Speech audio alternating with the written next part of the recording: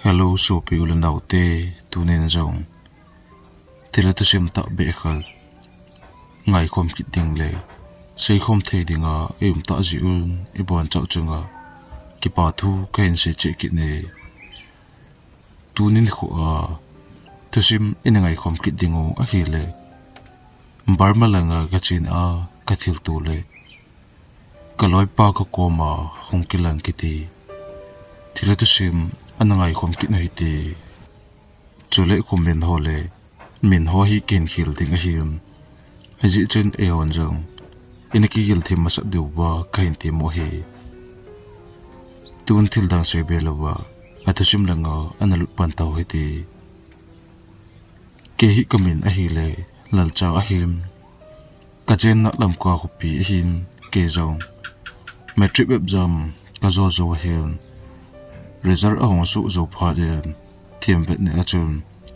pathin lung sit jalin lo hling na ka hin nei ta na hi a hin in sung ken the ji in aban ka sim zo tapon jan khat hi lumna chunga ka ki yalin a hi le kaloi pan je si bi atol ji chu khain kel do in hi chun ken jong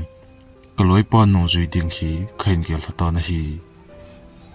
alam khana asizon phat aung gi ta ji in kaloi pa to ke ni jong barmalanga thingla na dinga lampe sema kana chi hlon ta na hi ke ni jong ka chi hlona chun agam thlat dan dan chu india boundary apat ni ka zo hlonin anin ni jan pungit ho bela chun amun chu ka hlong taw na hi amun ka hlon jo pha nun an ka ki ho no bin ke ho jong an kani zo zo bun zan chu ka ki chol do taw na hi ke jong zan ka imul ha zo pung khat ho bela chun ka imut na ko na kong khang do chun minui kin ka hin ja in a hin la ke jong kalal bal ji chun kaloi te ho hi atowa na layu hin te ka tin atowa dinga ka hi sa ji chun minui na lang chu ve lovin ke jong kalup na chunga chum kana ke jam thlan kana imu pai pai ta na hi ajing ka mata a hian ke jong handle men ke ji chum kaloi te ki thoma sangin grace chu kana ka men na hi le kaloi pa a hong tho do in ko na lang a hen jon phein loi pa na ma tho na e a hin tin ken jong kaloi pa ko ma hian loi pa jan le pung khat lang chan chan ha ji te hi o na ito pan di a hetan nagim bal de he katin hi le kaloi pan golpa ipi na se na ham jan hla a ikizam jamu ba kani imut hla pai pai a him azuba chu khong kha pan pan na hi ni langari khen tol chula hi bang akilela ipi pung khat pung ni se ham ainti chem ke jong grace ka kap chu ka zo zo a hem gari mai ho chu ka thi thingin bol the chu ka bol ta na hi hete chum ka nau mun gam ma sung hi thing ana sa dan dan chu ni sa a hong su do ta wanga chun thing asang thei hle jingin aba mai jong ale the ji chum ni sa in tul an kho ka be pon jingka lang pung sagi em hita awangel ngam noi kom na umon chu lam ka lang pung li thing dikun la to akibang na la yin hi su na hin ke ni jong na kain tong pan hloniam lampi chu kain chem pan hlon tan ne hla lang a hi pha na hem ke ni jong ama sa pen ni a hi to ki hlonin ma jon pa ko ma chun kana to hlon chu ngawa dinga ka sei hlonin a hi le ma jon pa jong ka to sei hlon chu anu phanin ke nin jong kana to hlon chu kain ga hlonin alang khatna an hun dinga mi kain ke pu pau wen jong an chu na hun min ta ji chun ke jong a chapang pen ka hi ji chun tui be ka khai nge ke tin tui khai dinga ka chi in na hi le ka tui ne na dingo hi sila mun ana hi in ke zong kalung gel chu anu be se the pu na hi chun ken zong tui chu kain thal dim zo phanin mai ga ki phi ni nge ka tin ka phit gut to ke tu a kamit ka sin to ke tu chun ka chung lang je ma ko na chun thing go len thim ta khat hi a chung langa pan a hong hlu da na chun kain hi in ke zong ka kin to a he le gang chelin alang khat langa ka jam do in abet to ka thona he le ima chala a hong hlu di pun ke zong kalung chu adong thimbim thingba khat khat to a hla adinga ka gial jong le ka king ka zit ho chun a hle ding ki ti him him kamodo pu na hi alang kana ke zong kalung don to ma a hi le kalung gel mai mai hi di da na chun ka gialin ima don che in ka nei pun tui chu ka po in kaloi ho na lang chu kain chun pai pai ta na hi ni hla an ni zo chom khat jo hin ke ho jong chom khat chu ko to bun ko khom pi se se to ke le kaloi pa chu ka ke ho ubi na hele ke jong ngo hlang til dong ma nei til a ke ji chum ka dong manu ka hen ga in bohon pa chu barma kama cheng a hi wanga chun emi a hi ji chum ama koma hepa hilai vel a hi network mu na thading ka dem ka ti na hele aman jong nau sa lang mo lang khat na khun airtel network jangni ho hi akimoji e a hin ti chum ke jong ajing na hla na ka to zo pa ka kisu theng zo zo ba chun ho hi a ha thim masangin network na mo na chun chedinga kaloi pa chu ka ti min a hele aman loi pa kalel wale no mo sa hin lang nang na changa ga chi o a hin ti chun ke jong ka dong manu ka ngai bal ji chun aw be ga ke je hen ka tin gang chalin ka che ta na hi gari a kong ba chun kamhla chu ka sabe pun a hin keng lama ka hen jot pha na chun pungka khat bal ho ka jot ta wanga chun net na dikiti ka pathe hi be in pungka khat leke ka jot zo ba hen network na chu ka phatha na hi chun ken jong ka dong manu chu ka kol gu chun pung chu ka ga be na hi le pung sagi ane thlingo ta na hi ke jong ka dong manu chu ka kolin nom ta achun ka ke ho hlan ta na hi le pung chilam chu ka na he patapun zan chu an sot mama an hitan ka kom la achum mi khat hi a khut kin hat ta in a hong gegin ke jong ka changa ka he ji chum ka to na a ko na ka king mang de chenin ka lu chun a bom ti a phajing in a hi chun ken jong ka pon lai chu ko on pa pa in ka kom ka zit la ho chu ka khole le in a hi le koi ma chula ka mo chom pun ke jong ka chat wal pha na chun kola lam chu ka heta pun ka kinga lango chu kino thim te in ka hen zon ta na hi le kanong lang hi azama ma jingin min e hen zui da na chun ka he in kalunga kanong lang bo chu be dinga phanin ken jong ka ga ave na hi le ka pon lai nin a kho pha be se lo mang hiu hiu ba chun pasal ka nin keilang a hen be chu ka hen mun hi chi a ke gel da na chu kaloi pa hi dinga kanekin chat kit pha na chun ka ga nai phein a ho to ka ga thuin a hi le ka nai chana chum ama chu a gam la che chem ho la a hin ho pi pon hi chi pha na chun kaloi pa a hi lo di kain he pha na chun ke jong ka ki chat to agan na the pe na chun ka gi nau mun lang zo na khong jam ta na hi le kong langa pungka khat le ake kain jo na chu ka chi langa chun amun chu ka hlong thei mo tapon ke jong ka ki chat to a hi le a lai to kanung lang ven ka thu puma chun ka che che in a hi le ana na a chun 11:30 bel ho a hian ka gi nau chu ka hlung yin ka hlai lu thoji chum ka loi pa le adang ka gi khompi ho chu abonu wa anei masu keun ke hu san gil ain za za ba chun ama ho jong ai mut na wa kun aung khang kamun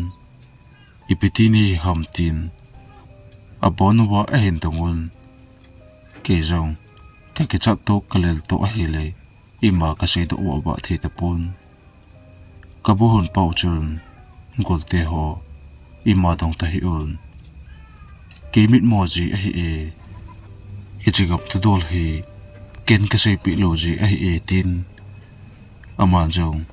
no min ke chol do taw bi a hin tin ka bu hun pau chun a koma e to se in taw na hi e man pi in em cha ta na hi le ke chu ke chat wal ji ham kalup na ko na ke mo la the ta pun adang ho chu no ma chun ai mo la un ai mu la zo ba hin bu bel a mi khat a thi ko na sa bang hun aka to thu sei ko men aka o cheng chu ake jong mang phel phu le na hi alang kana athu sei la ima ake the pun bohon pa chu ka kiu chenga kata ta wangin ama chu akhang jong akhang ta pu na hi bohon pa iti su kha ading kati wangem apat chum na om lo phanin pun chu ka ki khu khumen kamit chu kamo se ne na hi le ka bil kom cha cha achun lel ta ahun ahong hai ji in vel ni vel thum a hai jo phale apot ki ji in JCB ka koi nau la chun ama chu awa le ji in aka to abang khat le na sata akhun aham ji in hiti chun jingka lang pung thum ho bel chun ka pon chu a hin loin ki jong ka ke chat wal ji in kalup namuna ka ka phla jing in a hi le kaloi hon jong ka ka no o ching chu e het pi bo be na hi jingka ahong hi ahem ke hi ha ko ba tabang ka he ji in kani i mo mang jelin kai mut na akon kaloi hon jong ei na tho kha zo lo bu a hin pung sagi don la a hem kai mut na ko na khong khangin a hi le kaloi ho chun bu chu anane taw win ke ei na nga u ka he phan hin ke jong ka ki phat lam ji chun gang chela ka ki su thengin an ka ki ni in a hi le bohon pan zani hla nong hlon jawa jong ni im thelo ham chapa a hin tin a hele ken jong hengi im jawa pat ka thil tu ana sa chi e lupna chunga ke kap hlewa nang hon la khachala na thu kha powun hella ne het pi powun iti su kha ading kati wangon athobu na no umpobe ka gim dan chu he pa kati na hele ama ho chu ki be tu un lungi mo ham ka hepon ama yu chu amo mon je ngun hi chun bon pan jong hi lai kam hi kum thum ma sanga chun mei hlei tie to e mi hon ana chu u a hil i nau lampi chan hi lampi a hen chim do un thing jong ana hala do man lowu hi chi ana tong hola a go hlang ni chu tu a na chi na muna network a chu mi kola a chi hlonin a him jan khat hi ipi tu kha hlon ham thi zama a hon jam hlonin a ki chat wal ji hlon ham a hong hlon zo wa hin go hlang khat pa chu khola anasa na muna him ama chu na haitanin amuna ana thi pai pai a hin a thi zo to ki tu a chun khat pa jong ima se thilowin a umin koiman amane chu atil to hlon ki dong thei talowin ati pa chu ka khuti boi pi un thilum dan le aboi na chu aphat chom lo phanin azan jana ka bonu ka ki ku nun ka ki ku chai phanun in lang chu thi dela kanadel tho a hetai tu a jong apom changa ki chat na atim ama le ama abang le ki chajin angol den pai pai chu a hetai hentin hi chegam la a chu ke hi buhun ma a anapang ka hi ti a hen sei tu ki tu chun ken jong hi chi thu ka za do pha na chun ke jong atha ben ka ki achatha ki jingin ka buni jong hoilang ki hitam ka hetapun ke se heloven ka loi pa jong ke sa nga me sam zo a he ji chum network na langa che ding chule mahazon te ke ho pi ding a hin tin ka loi pa le bu sunga ka gi peu khat pa chu to ke chu network na langa ka che taw na hi amun ka hun chawun ka loi pan ka thil to ule bon pa thu se ho chu abon na mahazon pa ko ma he cha in chule ke ho jong in lang ke le do denga a hen sei phan chun JCB mahazon pan jong hiti a agim nei na muna kana tong ho om de ken jong ka phal de pui a hin tin ke ho jong ka bonu ka ki gu nun in lang zon de gem khong ke le taw na hi a khulu na chu India pha ma sang lam kim lai don khat a him JCB chu a hong se in ong sit pha na chun ke hon jong ka hen sim pho un a hi le 11 PM bel ho chun ana na a ka hen sim pha un ka hen sim chai pha nun phatma abai gi pha na hen hilai muna chu gi den ting khong ki taw bu na hi jan pung khat bel ho la a him ka jun hi a hong su in ke jong jun hi ka tha gul le ka bohon pau chu ana to do in amu chu na pun cha in amit chan de du jing pumil ke na lang chu a hen ven a ki sen ko bang hun ke na lang chu a hen ngadim awasu lovin apon pun jing ta na hi le ke jong ka jun su lam hetalo ba chun ka ke chat bal pha na hin ha pe na khong peng do ta na hi le ki pa ta a hin ka gi khom pe zo che chu ong king khang ta bu na hi chun ke hon jong bol the the chu ka bol pi un ana na a chun buhon pa chu ka le im cha ta bu na hi a jingin ke ho jong kong ki pa do ke nun India ka intel ching ta bu na hi le jan pung ki la mama a hin tuibang India chu kong hlung ta bun hilai chun ke ho jong ka gi den ta bu na hi he chapha na hin ima wang kana tu ta po bun a hin phalin ni kho a hong chalin ke jong JCB driver khat chu kong hitan kumni kumthum ho kain tol ju hin kaloi pa to lung ki tu ta em lam ka taung sang ho a gari a ki to le thonin pasal ke go hlan sa lai ta 22-23 ti la ho a khi lai ta a hi ji chun in kho chu no ma ane ki mangin kaloi pa to kum khom ting le ka ki to tu hlon ji in loi pa atima sa pen in ayang pen chu hap ta khat bel hi ima mo to mo a ki hla di hi he chu e ki hla hlon na hi de tin ke ni chu ka ke dai tu hlon ji in hi he de chum phalin ni kho kum la hla jong a hong chalin 2024 kumachun ngohlanga dia kila kang na phat sande khat chun kila kang dingin loili pai ho to aga che naw ven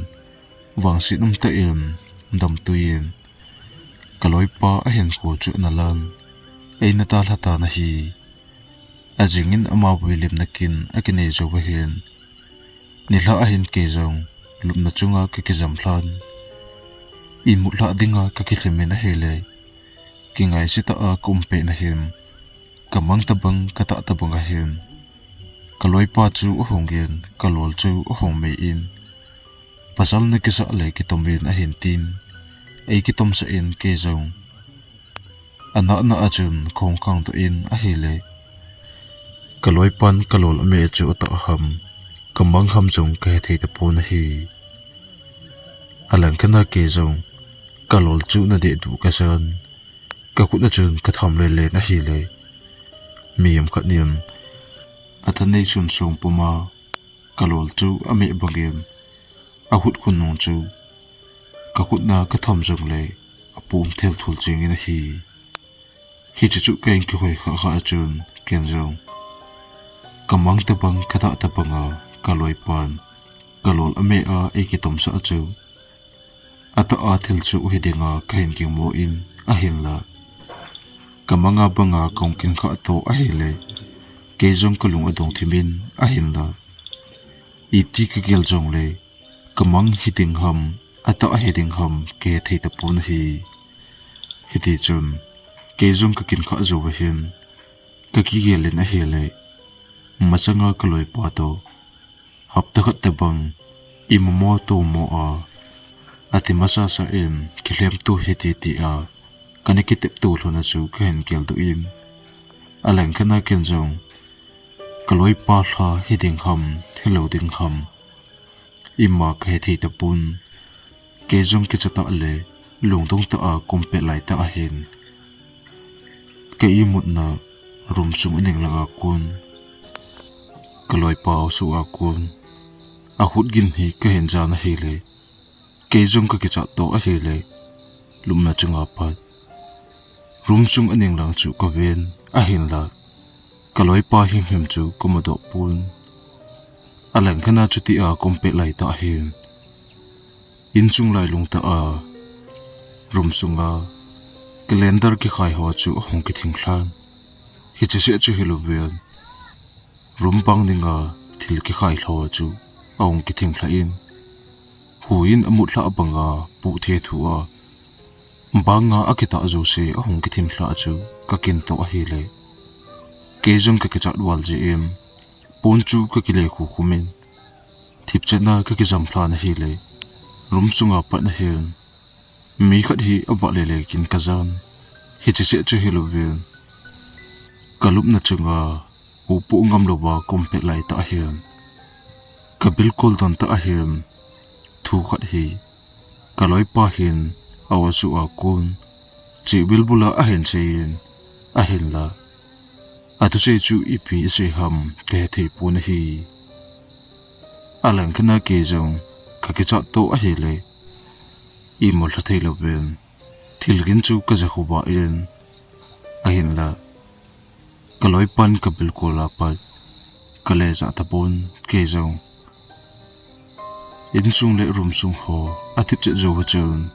ana achun khoi molan ajing ni khu sun kim don ho ahem ka in ko ten e tho kha na ba kun khu ke hin hin khu ke zo ba hem ke jong in sung langa ka chi phin kitchen achun bu chu ka ki thu em abai ke pen le azona pen ke ji chun ken jong bu chu ka hin ne in a he le anjane la ke thil tu le kaloi pan e ki ko na ocheng le ka bilkul dana part thu a ki saigin ho le kalol a ki mi na ho kahin kel do do chem kapum chenga ka ki chan an kane pilai ta hen kaloi pa adam la ya e ki ko jina kamena chun kaloi pa asu akon ka bilkul don ta in e hin ki ko bena hele ke jong ka kin dan chu ka to na akol na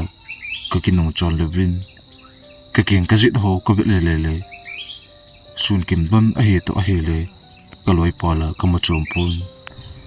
jan la a ki chat wal ji kalung gel kha to hedinga ka gelin ke zo an kani zo we him ka hu chu ka ke sop thengin ka pam che num to ma a he le toilet na le chu ka zon phin toilet na chun ka kitung hla na hele ka kitun hla pe na hen kaloi pan ei ki ko ji banga chun ka bilkol don ta akun ein ki ko kitan a hele ke jong ka to na akun ka kyang walin toilet sung ho chu ka bel le in aning azit ho iti ka bet banga chun imba kamla chom pu na hi alang khana jana hin ken ko te ei mu hla ma sangin ke jong rum sung langa ka chi phin rum sunga ka ki hlemben ka ke jam hla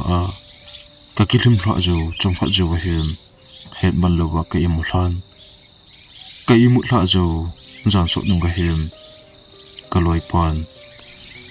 ei ki ko ji na ochenga kun rum sunga pal en ki ko kita na hele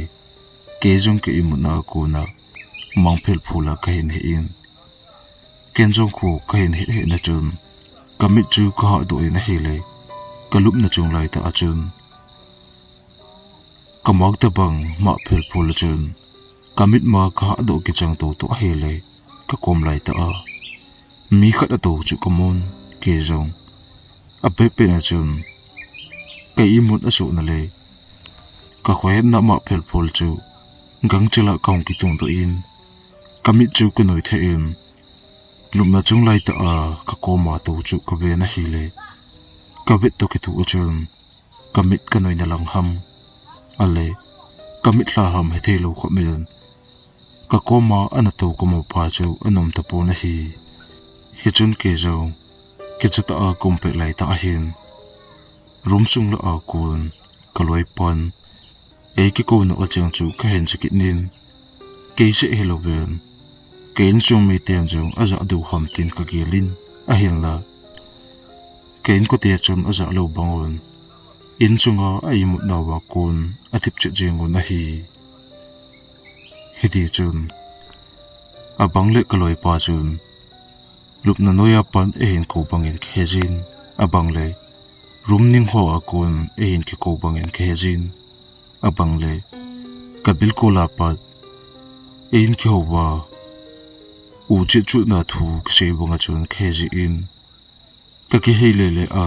ka za na mun tinga ka gel na ho ka be jong le ima ka mo chom lo phanin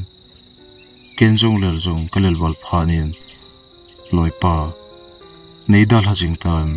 lel jong ka lel wal tai ka ti na hi le rum chung lai ta a table chunga le kha le thil ki koi ho chu hong ki mai hla in pu thi thu chun rum chung chu a chap la jing in hi alang khana ke jong kalung don to ka ki chat wal phanin sei ding dang le upai dang ka nei lo phanin pon chu ka kisil khumin pon noya ke chata a kum tan hi hiti chun rum chunga ka kisen tho a loi pa nei dal ha jing tan kalel wal tai ka ti a ka kisen na ocheng hole ke in chung mi ten e za pi lo to hele thilgin la athip chompon ka za ngai bang banga chun abang le kaloi pan e ki ko kin ka zajin abang le in chung chun pon ka kisil khum ting mi khat hi awa le le banga khejin ka ki chat wal ji em pon chu ho do ngam lovin pon noya thip chat na ko ta na hi hidi chum apta kat alin ja na him ke jong jan im thlating in rum chunga ka ki jam thlan imu thladinga ka ki hleme na hele hetman lowa kani mu thlan ka imu thla zo hem kaloi pan e ko na cheng mangphil phula khen jan ke jong ko khe na all a chun ahong mu ho hoi na hele ka kho het na om chala chun rum chunga pan mi khat hi awa agin khen chakit nin hi che che chu hilobin keng khunong gen ka za chun